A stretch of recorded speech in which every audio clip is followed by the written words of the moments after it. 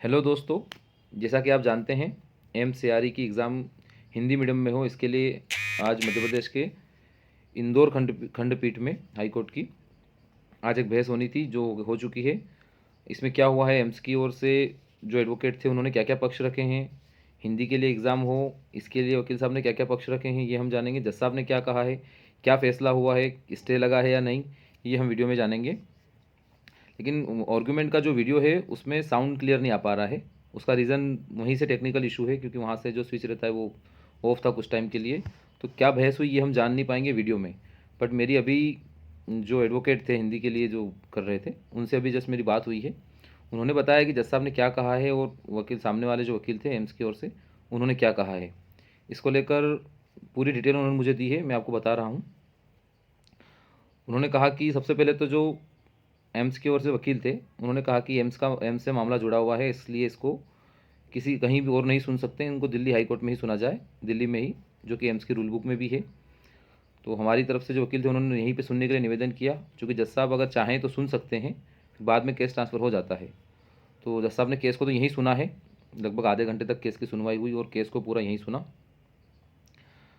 AIIMS के ओर से बहुत सी बातें रखी गई। एम्स ने कहा कि पहले भी एग्ज़ाम जो हैं वकील ने कि वो हिंदी मीडियम में हुए हैं, इंग्लिश मीडियम में हुए हैं, चूँकि लास्ट कुछ एग्ज़ाम राजकोट वगैरह का बताया कि इंग्लिश में हुए हैं और एम्स अपनी भाषा चयन कर सकता है एग्ज़ाम के लिए, इंडिविजुअल बॉडी है। इस पर जो वकील थे उन्होंने कहा कि भाषाई आधार पर किसी के साथ भेदभाव नहीं होना चाहिए, चूँकि रूल बुक में भी कोई क्लियर नहीं मेंशन नहीं किया गया था। अगर मेंशन होता तो जो आवेदक हैं वो अपना फॉर्म नहीं डालते, फॉर्म फीस नहीं बिगाड़ते और डालते ही नहीं फॉर्म, अगर रूल बुक में कहीं भी मेंशन होता कि एग्ज़ाम सिर्फ इंग्लिश में ही होगी।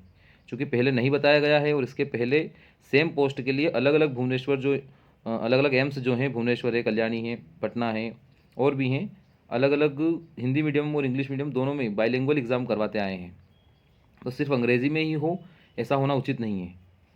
दोनों को बहुत अच्छे से सुना है जज साहब ने और फिर दोनों से सहमत भी लग रहे थे। मैंने पूछा कि फ़ैसला क्या हो सकता है, आप थोड़ा ये बताइए जिससे हम क्लियर हो जाए कि स्टे लगने वाला है या नहीं लगने वाला है।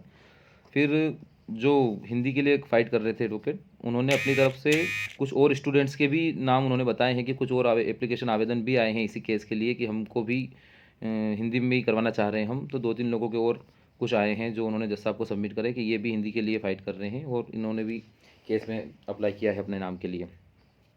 दोनों पक्षों को जज साहब ने बहुत अच्छे से सुना है, जहाँ तक मुझे लग रहा है। और जो मैंने उनसे बात करी उसके आधार पे उनसे भी पूछा कि क्या फ़ैसला होगा। उनका क्या, जज साहब बहुत बिल्कुल 50-50 लग रहे हैं। जब मेरी बहस चल रही थी तो मुझसे पूरी तरह से एग्री थे और एम्स वालों से भी वो एग्री लग रहे थे, उनकी ऑर्ग्यू से भी वो। तो फैसला कुछ भी हो सकता है, बोले जज साहब के ऊपर है, वो चाहे तो इससे कर भी सकते हैं। अब बिल्कुल 50-50 हो गया है मामला। तो पर्सनली मुझे लगता है कि एम्स के फेवर में जा सकता है डिसीज़न, क्योंकि बहुत सारी चीज़ें रहती हैं, कोई ज़्यादा लोगों का सपोर्ट नहीं था, सिर्फ सिंगल ही व्यक्ति ने फाइट किया है केस के लिए। तो एम्स के फेवर में शायद हो जाए, बट शाम को पता लगेगा क्या होगा। तो जज साहब ने भी कहा है कि चलो ठीक है, डिसीजन तो मैं शाम को दे दूंगा, आप पढ़ लीजिएगा और देखते हैं अब क्या होता है। पर्सनली मेरे हिसाब से एम्स के फेवर में जा सकता है और नहीं भी जाए स्टे भी लग सकता है। खैर कुछ भी हो, जो भी हो, तैयारी अच्छे से कीजिए।